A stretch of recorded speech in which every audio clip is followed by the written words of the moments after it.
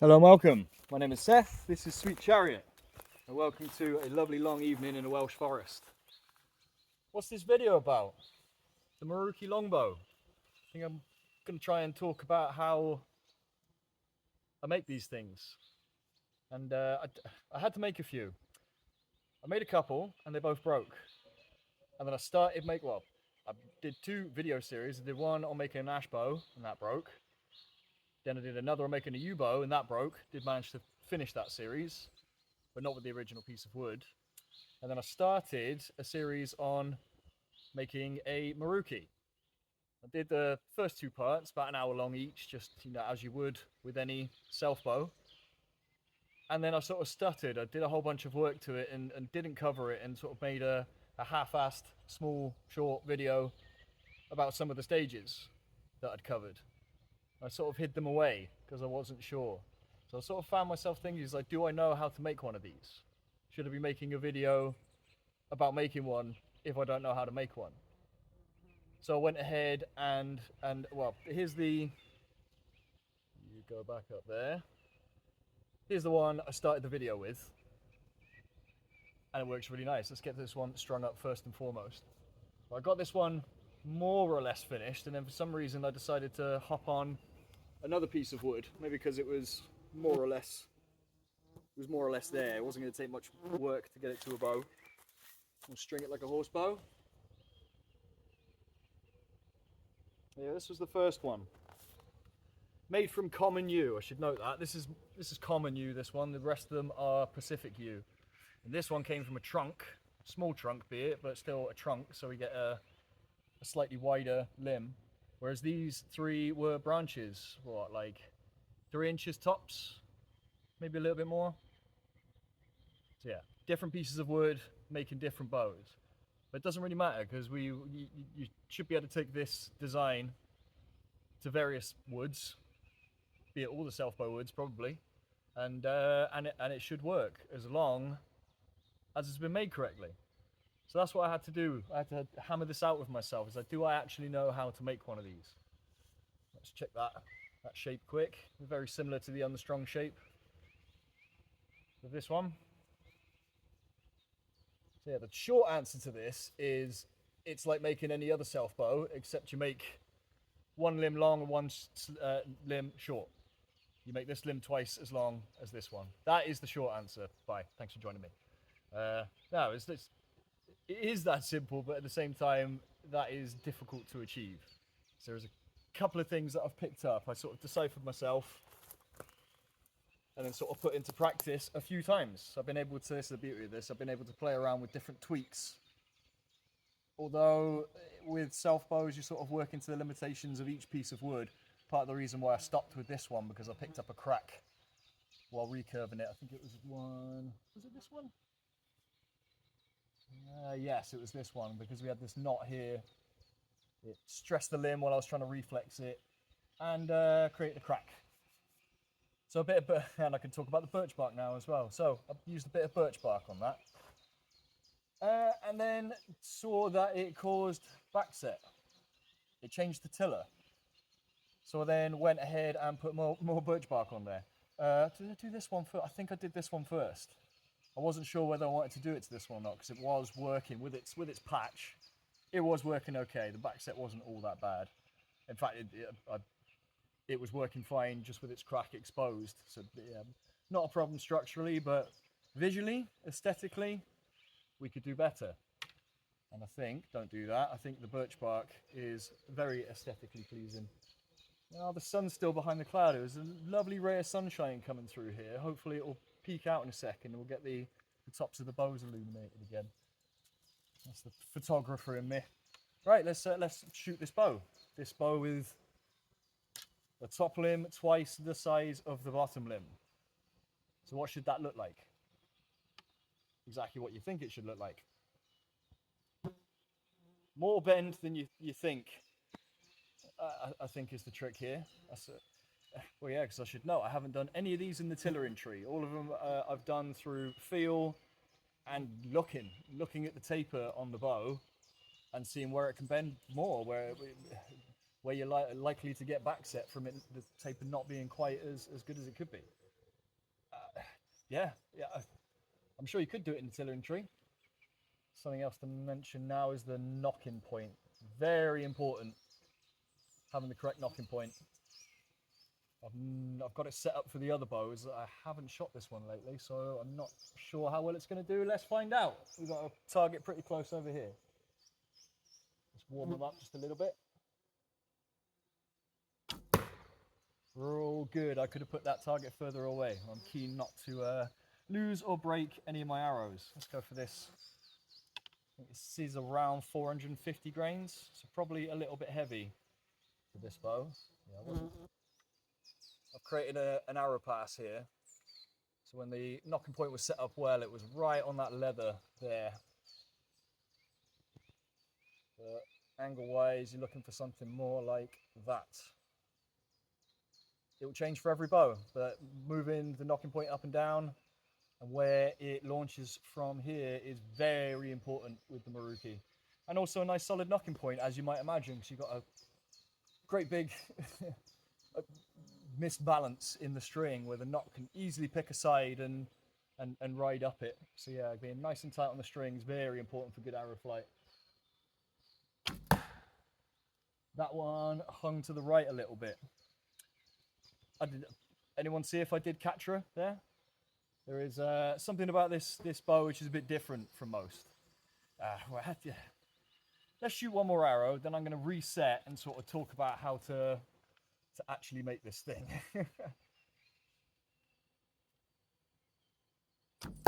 Oh, that was delightful. It's working well. Go on, one more. We'll do a lighter weight arrow.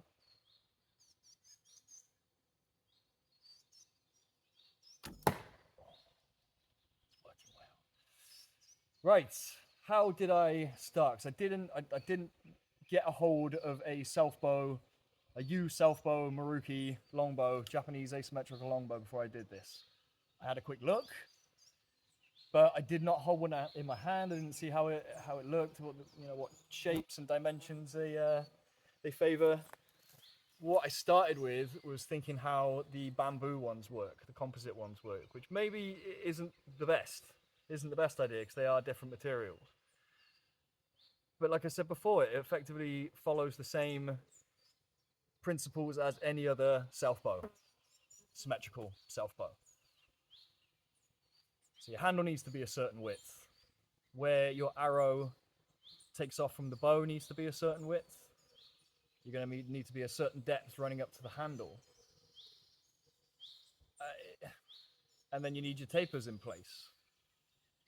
So be it a small limb or a long limb, it's going to be a taper from the slimmest point down here to the fattest point here. So you start adding some boundaries to what you can do with your piece of wood. As long as you've started with that, the twice as long as this one. In fact, all of these pieces of wood decided that for me. It's a case of picking the ones that wouldn't have worked well as symmetrical bows. So in this case, the knot that's underneath here would have been right in the middle of the limb. So yeah, all four of these pieces of wood decided they were going to be asymmetrical bows before I did. So yeah, that's where we start from. We start from, okay. This is how we look at it. You got to put yourself in the mind of the caveman. Yes, because getting a piece of wood like this, chopping down a tree and splitting it open and getting a real nice piece of wood is difficult. And you can apply that with the symmetrical bow design as well. When you're talking about waggly wood like you here, you are frequently going to find a piece with a knot in a place where you don't want it to be. It's just the way that the tree grows. It doesn't mean to do it. If you can find one that's completely clean and has grown in the right way, then mwah. But you are going to find lots of pieces of wood that are like this. Mostly good, and then something not quite right. It wasn't a knot under here. That was it. It was a real distinct sort of swerve in the grain. We could go back to to part one and have a look at the original piece of wood. But yeah, just that imperfection there, put the handle there. And of course, depending how much material you have, left over from your split, that defines sort of how wide and how deep you're able to go. What I mentioned with looking up the Yumi design before is that with Asiatic archery, with horsebow archery, the handles are very slim. They're very square and slim and flat, because you don't hold them like you do a Mediterranean bow. You know, sort of getting your grip out the way so you don't, you know, avoid string slap and sort of avoid moving on the bow. You grip them quite tight, these guys, because shooting off the right as we do, we're going to flick that bow out the way.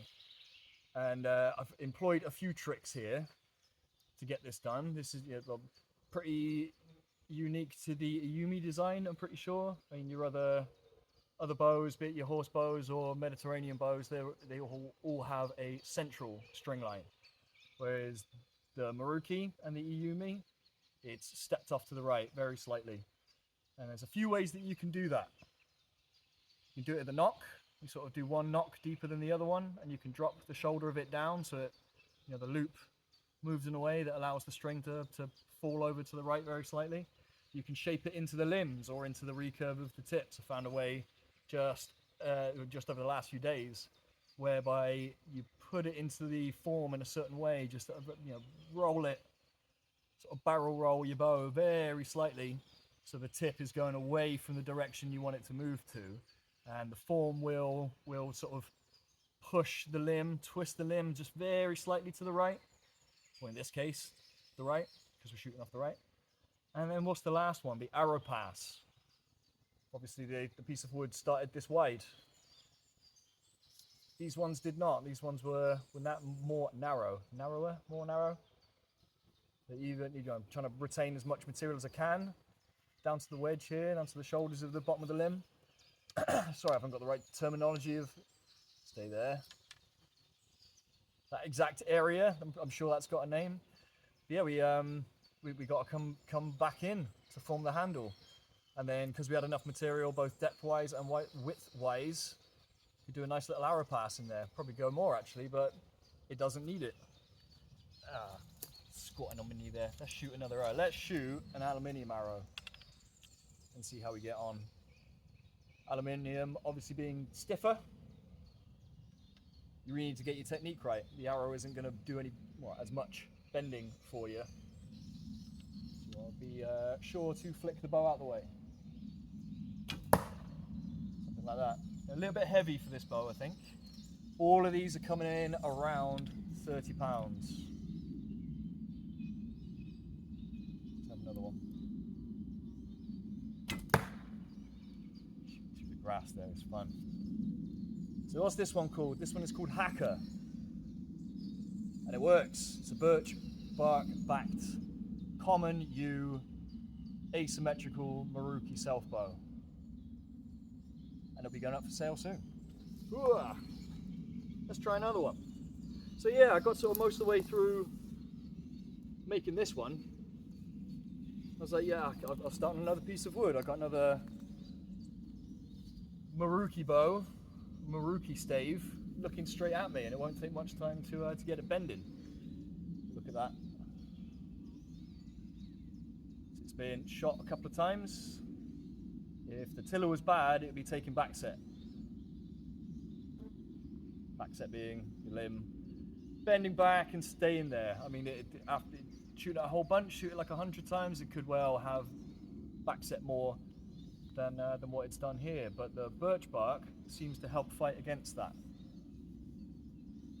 So yeah, I'd stopped at that point with this one. With these three, because the pieces of wood were just a little bit skinnier, the branches, they've taken a little bit more focus. Plus being the common yew is incredibly orderly. You can follow the growth rings a lot easier than you can with Pacific yew. You see here, it's all over the place. So getting close.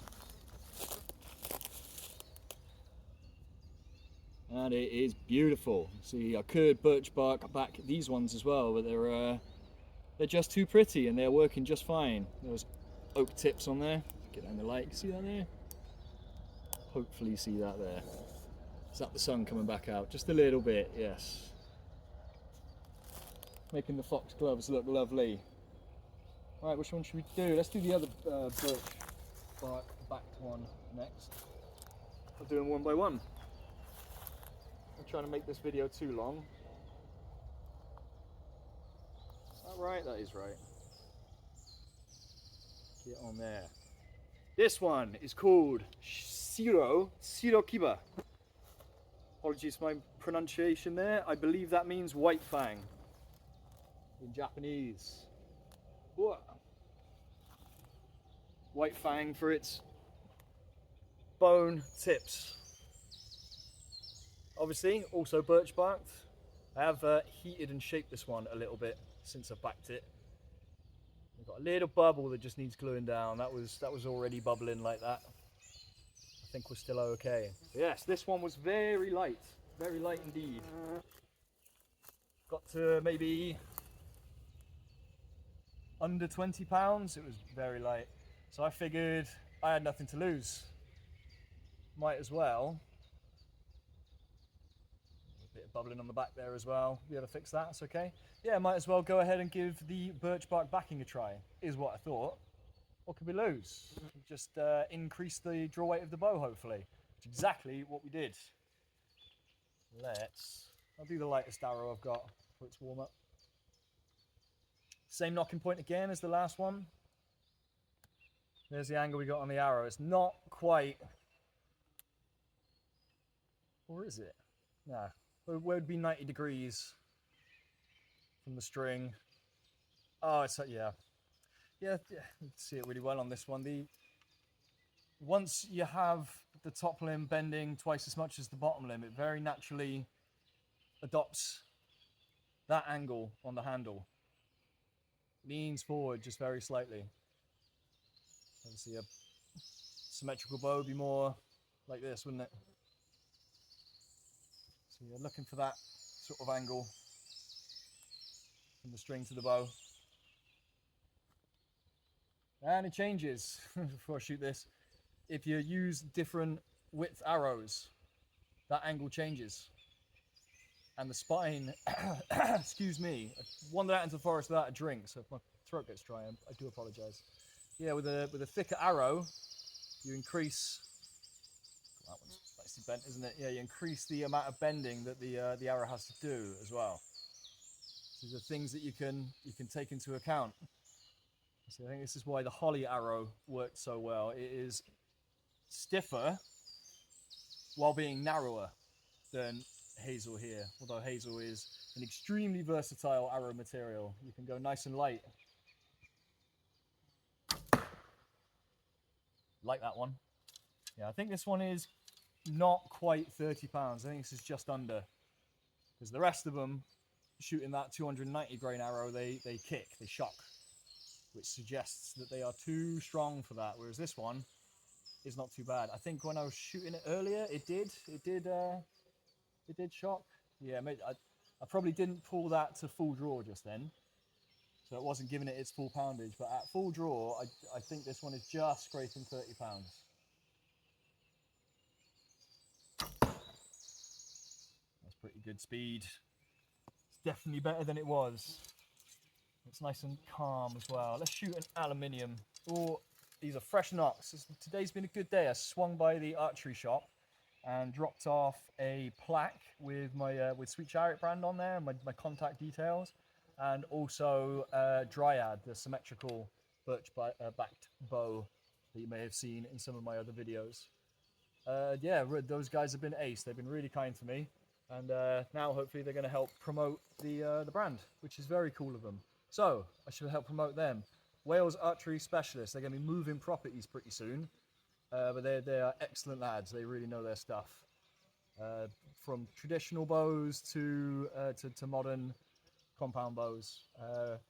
I am representing in their shop with extremely traditional, but primal bows, we should call them, right? These are ancient designs. As I said before, we put ourselves in the mind of a caveman when we're making these. Let's talk about that more, actually, because now we're onto the branches. Rather than bathed in the sunlight here, rather than this one, which came from a slimmer version of this pine tree here, You being part of the pine family, a much more interesting part of the pine family. Yeah, I had more choice. It was an easier bow to make. Once I got, well, was it? No, I think that's the point I'm trying to make here. Because to get hold of a proper trunk, there's a lot to cut down. And to split out good staves is a lot of work. These ones have come from, oh yeah, these are new knocks, I should say. That's why I dropped by Wales Archery Specialist. To get some fresh knocks, because I was shooting these. So keep on track, Seth. So yeah, are they going to work? They're a little bit tight. I'll shoot it anyway. Hopefully don't lose the arrow. Thanks again, Wales Archery Specialist. Those guys have been awesome. Let's wrap that one up. If you want to see my bows, go to them and buy some stuff and have a chinwag with them. They're all really good lads. Yes. Caveman. Molly, come over here, buddy. Yeah, your caveman hasn't got much time and energy to spare. So if you can hack a branch, such as this one, off of a tree, firstly, you don't kill the tree. And secondly, you get a bow with a fraction of the material, or sorry, a stave with a fraction of material on there to release your bow. And I think this plays a big part in the design. When it comes to Maruki, people say, you know, it's a horse bow designed so you can lift it over the horse. And there's also talk about the top limb sort of helping create arrow speed as well as reducing shock. I think it was much more simple than that. Being a caveman trying to make a bow is a lot easier to get a branch off of a tree. And if you think about how, you can probably see it with, think about how a tree grows, right? It's thick at the bottom and it's slim at the top. Same with all the branches that will come off of it. They're never slimmer at the bottom and thick at the end, are they? That doesn't make sense. That doesn't distribute weight and bend as a branch needs to. And all we're trying to do with making bows is distribute bend, just like they would do naturally.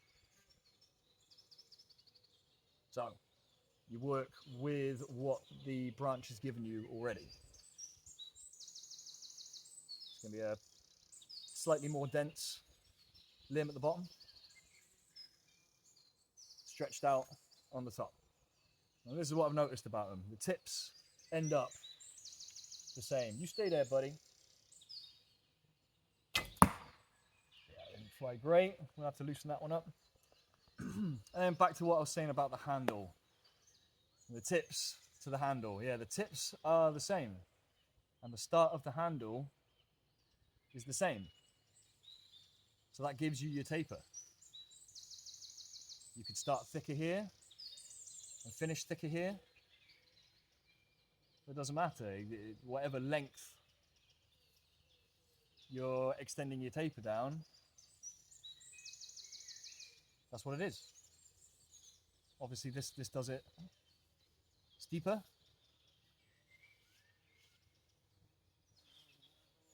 I hope I'm explaining that right. They will start at the same width and they will finish it at the same width. But you're spreading it over twice as much limb. That makes sense? You've got to really pay attention to the taper. That's the key to it. Because you've got a lot of limb that can backset. So if you sort of start losing bend up here, you're going to develop sort of hinges. The backset is effectively a soft hinge, if you will. That makes sense to people who are trying to make bows. Yeah, you got to just get your taper right. You decide. The branch decides the handle for you. You decide the length. Well, no, the branch also decides the length. You decide how thick you can go. Actually, you don't decide much about this bow, come to think about it. If you pick up a piece of wood that is ready to be an asymmetrical bow, then a lot of it is determined for you. Let's go again.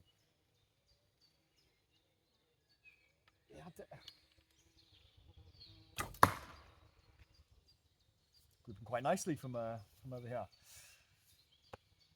Yeah, and then like I said before, it is more or less the same as making any other Selfbow. In fact, you can talk about that in terms of shape as well. because you can make a flat bow with no reflex in there. There's your reflex. We've definitely got some reflex. Not much in the way of back set as well. It's happening. It's in here. It's looking okay. The last bend I did to this one was front setting the limbs from the handle here and here. So once again, the same principle as a symmetrical bow. If you're trying to increase your speed, recurving your tips and your front setting your limbs. You can see it on the recurve. The reflex, sorry, twice as much.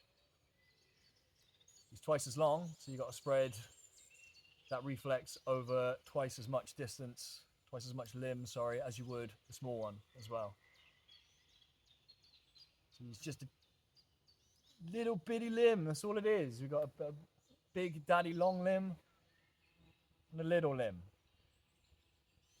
And it's defined by your width. Same at either end. It summed it up better in my mind before saying it out loud. But this is what I'm talking about. I wasn't sure how to make it. Did I luck out? Well, I don't think I lucked out as much as I fell into what I just described, which is that the bow, the piece of wood, the branch, has actually done a lot of the work for you. Being a branch, trying to not break off the tree as it does. I haven't got a name for this one yet. I think we are about there. With the shape and the tapers and the resist in the back set. This particular branch was a bit weird. It had the branch sort of came down like this and it had a kink that way. So the top limb has been naturally back set from the root of the limb, whereas this one was naturally front set. So I've had to put a bit of extra attention into getting the limb to stand forward. It probably could do a little bit more. Now I'm looking at it, but we're playing with the feel of the bow as well. This is something else to mention. I'm just going for a high poundage bow. I'm trying to make a bow that feels nice. And these are really starting to. On a thumb draw, 30 pounds is beautiful. So, nameless. I'll take suggestions. Warm them up.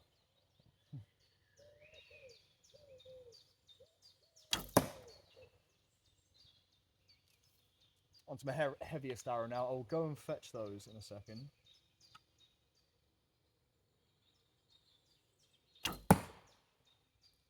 Shot the heavy arrow okay as well. You there for a second? Pardon me. Wander cross country. Watch the shin. Oh, that's looking good. Everything hitting nice and straight.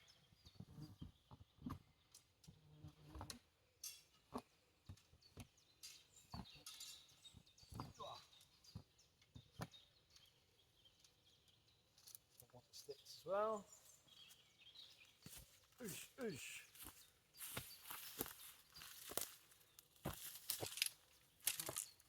See, I don't know, if you tuned into this video hoping for a bunch of dimensions, exact numbers I can give you, that's not really how, well, proper bow makers would do it like that. Not me. We've gone out and foraged. We just found bits of wood and we've started learning how to make bows. So I would, unless you've got all that process in place already, you've done that. This is the mindset I would take in trying to learn how to do these. Firstly, learn how to make a self-bow. Then have a go at one of these. Is there any more to it than that? I don't know. I haven't got good advice as I'm not really a bow maker. I just gave it a go. And now I understand it. I guess that's the way you should look at it. Try and understand the mentality of the people who came up with this design.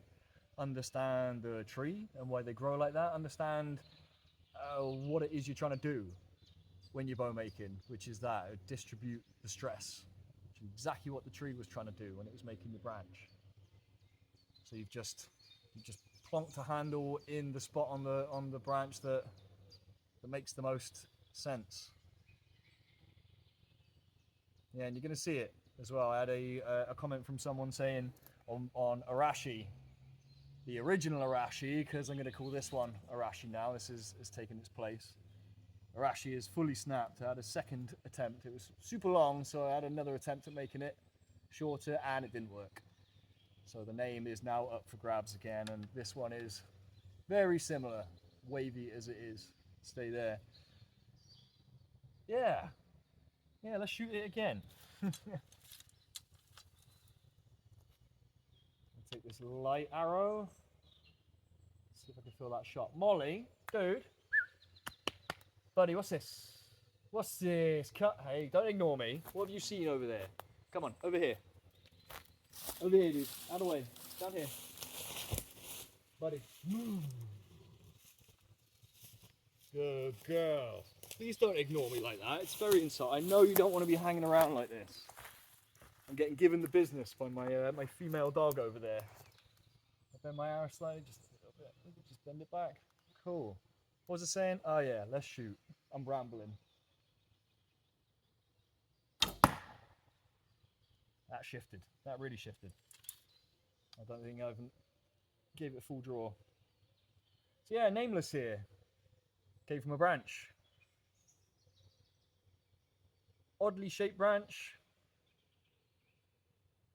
with a odd, it's just something to mention about this one as well. You can sort of see how the sapwood wraps around. There was not much in the way of heartwood. I was keen not to do the same thing with this one. So I went a bit deeper, gave it a crown, sort of somewhere between a flat bow and a longbow, sort of an oval shaped profile. These are the things that you negotiate with each piece of wood. So why I say I can't really just give you dimensions, because your piece of wood, you're going to need to negotiate with it. You might have an idea of making a certain poundage bow. Once you've made your certain piece of wood, draw to a proper draw length, which is definitely what we're after. Draw length is what creates accuracy. Beautiful. You might not have 50 pounds like you wanted. These, like I said, these have consistently come in at 30 pounds. It could well be just because through feedback on my thumb, that is what the most comfortable draw weight. It definitely feels underpowered when you pull it. Yeah, not too bad with 3 fingers actually. I think this one is over 30. It's a 340 grains, I think, this arrow.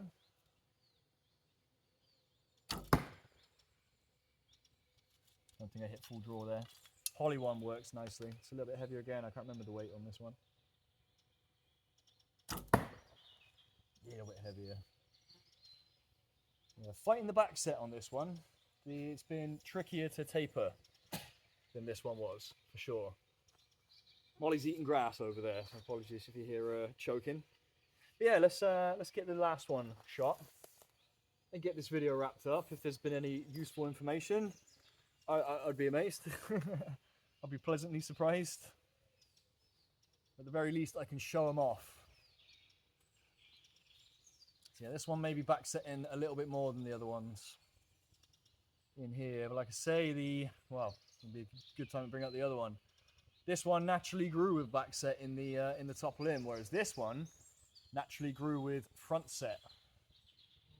You can see how the handle sort of just naturally dips. I didn't have to do any bending. Yeah, just got a nice lump of material here, which sort of increases the draw length in a way, but easy to do. Yeah, dip. It puts your hand a little bit farther back from the stave, so it effectively increases the draw length. You could also do this artificially to this one. I might have a little bit more of a go on the taper on this one, try and narrow down the top of the limb. I think we've got enough power there to warrant doing it. This one has worked really well with its natural front set, its natural built-in preloaded energy. Gorgeous. That's sapwood. Let's get the string on it. Ah, right in the eyes, that sun.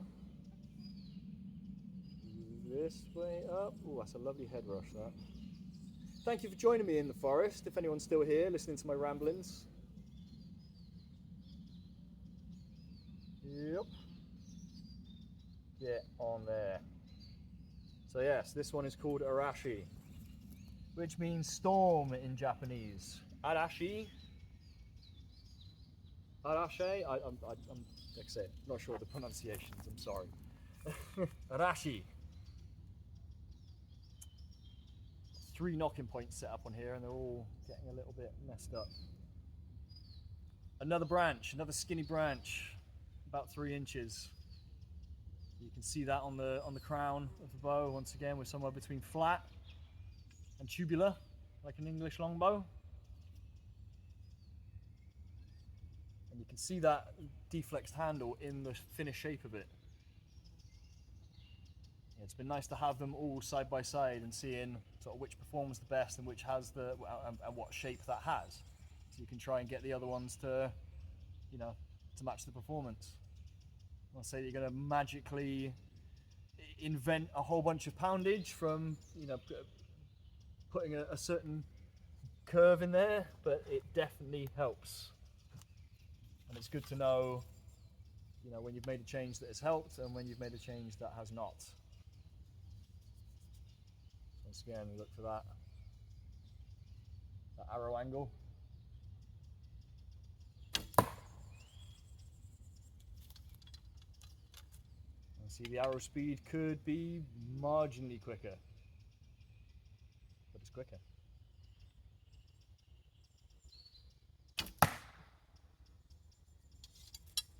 Another aluminium. Doesn't seem to mind them at all. That means the string line is nicely set up. We've got a minimum amount of bow for the arrow to be making its way past. And then you add a little bit of wrist flick in there. And you're cushy. Fire a wooden one. A little bit beat up that fletching.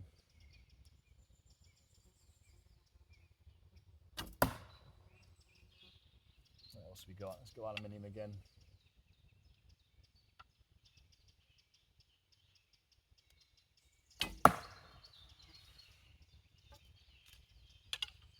So this one coming in at the top end of 30, I would wager.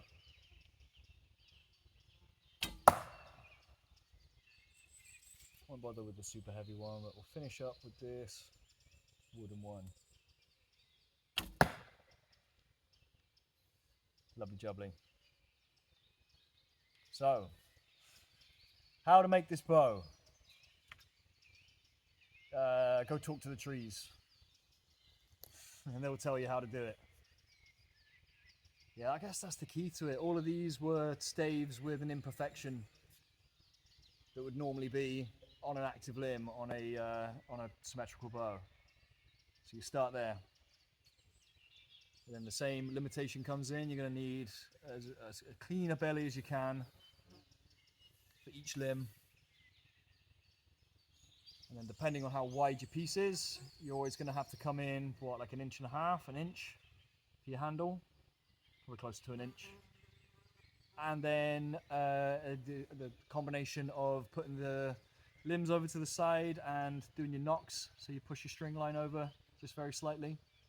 You have to sort of take that into account with however much material you have left here. See, this one is deeper than this one is. So whenever you're taking material from the side of the bow, you've got to gauge it with how deep the bow is. Because obviously it's going to want to break in the middle, isn't it? Yes. Yeah, put that back there. And it's the same principle again with your power levels and your taper. There will be you split whatever piece you've got. You can have a thickness there, and you're going to need to bring it down to a minimum thickness here. You just have to trust. You do that with both limbs, and it will adopt this shape. And once you've done that, that's when you can add your recurve. And as long as you've done 2 to 1 again, it should balance out nicely. You don't want your string getting pulled against that belly there. I'm getting eaten by flies here. And creating slap. That'd be noisy. You don't want that.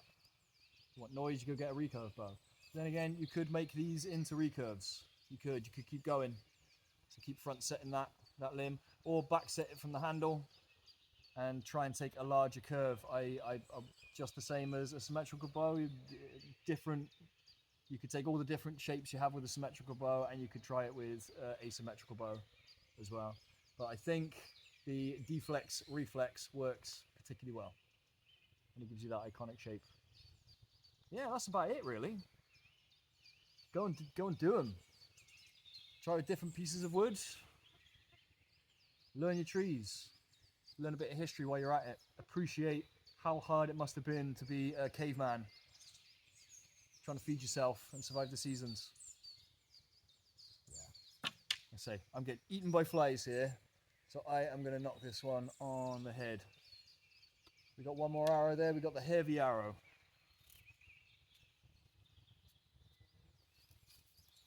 This is weighted for something like a 60-pound bow.